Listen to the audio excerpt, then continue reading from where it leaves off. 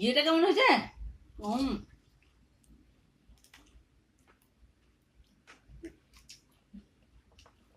জলটা ওটা যদি তেঁতুল পড়তো না একটু, তেঁতুল খাওয়া ভালো না।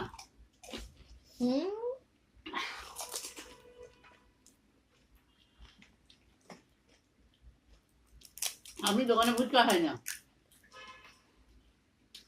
এই ফুচকাও খেতে হবে না, উঠে যাও। এত এত এত টেস্টি হয়েছে, মনে হচ্ছে কাউকে দেবো না, সবটা আমি খাবো। বেরোন দে, আমি কি করতে বসে দিবে না।